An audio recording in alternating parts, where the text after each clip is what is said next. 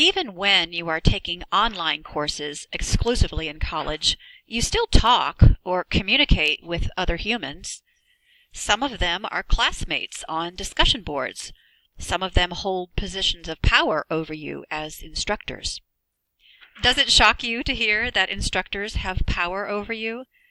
It may, because you feel you chose to attend college, and therefore you are on equal footing with your instructors. But consider this. When you accept a job that you applied for, do you feel equal with your supervisor, or do you realize there is a major difference between you? If you speak to your bosses with a different level of formality than you do your best friends, you are demonstrating an inherent knowledge that there is a time and a place for certain levels of communication, and these rules are accepted by society.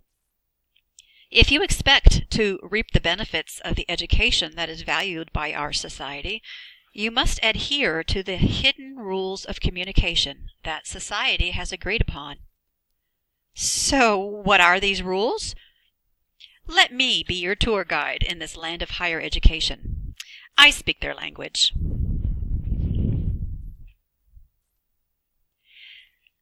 Take a moment and glance over this passage.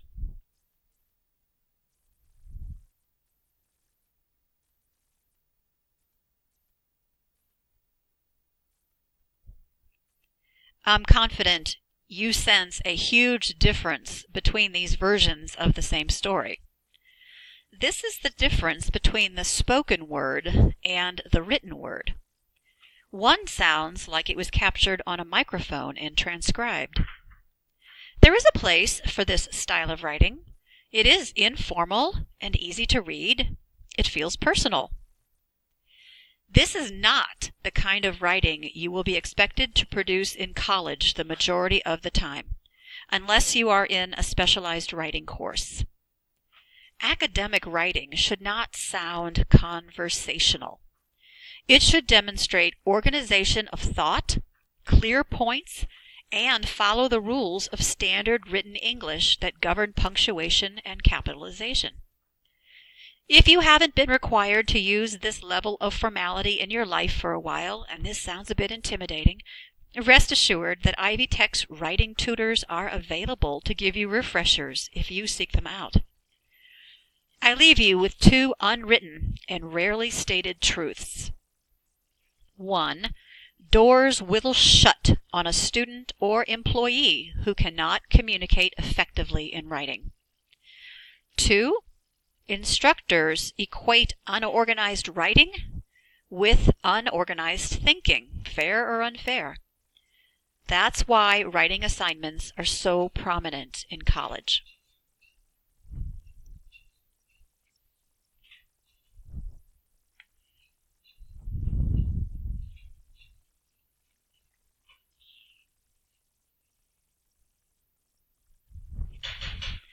Click on to read about the registers of language.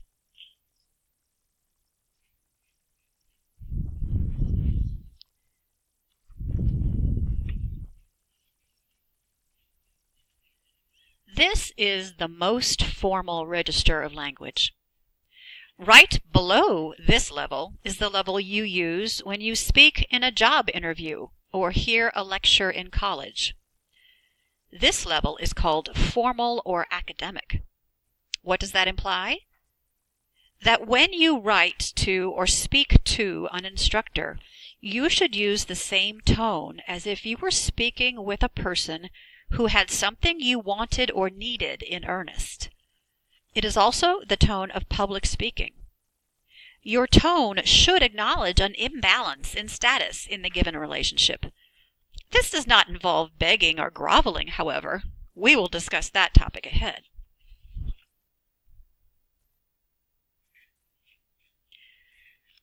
Sometimes you need help from someone else.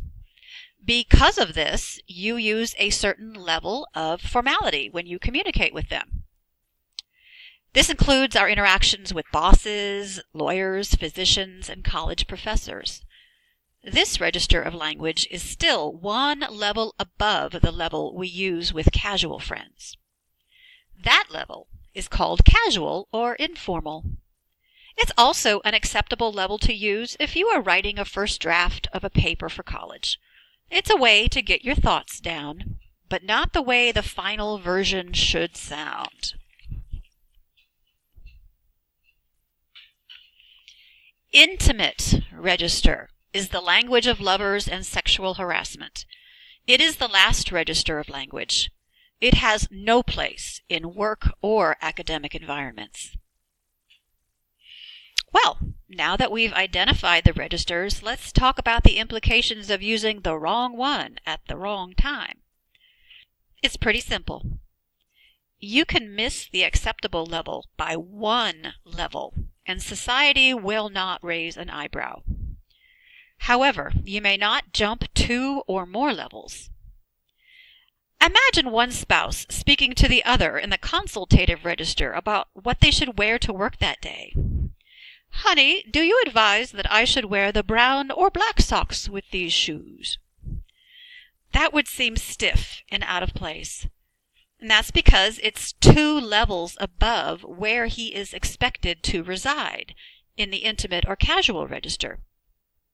Would you text your physician and say, "Hey brah, got my test back yet?" When you use the wrong register of language, the recipient forms an impression of who you are, your social savvy, and even your level of intelligence. I'm not saying this is right or fair, I'm saying it is, and this is straight talk, right? Now that we've talked about formality, let's talk about content. When we communicate, we send implicit or explicit messages to the recipient about how responsible we feel for a given situation or outcome, and how hard we feel we should have to work to get what we are asking for. This leaves the recipient of our message judging us as feeling entitled, hopelessly wimpy, or confidently capable. Which impression do you think would yield the best results? Let me explain. I wish the world was fair. I wish good things always happened to good people. I wish there were no innocent victims of crime. I wish tornadoes only leveled the homes of evil people, as if I were qualified to decide what was evil. My point is that bad things do happen to us, things we don't feel are fair or deserved. Every time such an occurrence happens, we face a fork in the road. How will we react? At these forks, we reach our lowest lows, and we can find our greatest strengths. Or not. The strengths, that is. Some people feel the low and stay in that feeling for longer than other people. You know the saying, "He must have gotten out of the bed on the wrong side." It refers to a person who appears to be having a ruined day after some minor setback. It's as if they've chosen to suffer all day instead of choosing to reframe the problem, own it, and take action forward. We call these people victims. So, looking at this crime scene, what emotion would you experience if it happened to you? I assume you would not be completely rational at first, because no one likes when bad things happen to them. At first, our emotions show as we try to explain why the bad thing happened. If you came upon this scene, would you feel more angry or despondent?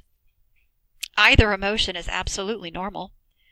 If you feel anger, you may be imagining the despicable youths with absent parents running wild in today's world, committing crimes without remorse. Or perhaps you are feeling sorry for yourself and saying things like, "I knew I shouldn't trust this part of town. I'm so naive." Or, "I am the most unlucky person in this world." Or, "Great, I finally saved enough money for a road trip to Florida, and this happens."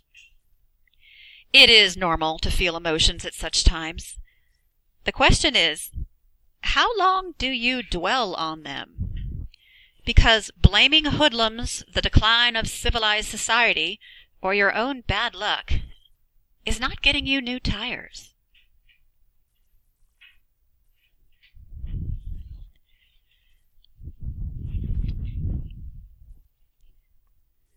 That person at work who never is at fault for anything that goes wrong is acting like a victim. That person at work who complains constantly about how irritating customers are is acting like a victim. That person who blames the boss for giving them lousy shifts is acting like a victim. The person you don't want to have to work with is likely a victim. That's because they are toxic to be around.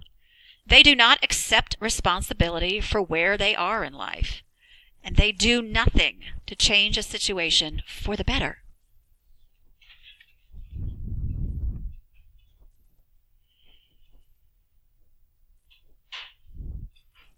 Yes, you work with victim personalities, you live with them, and you go to school with them, at least for now.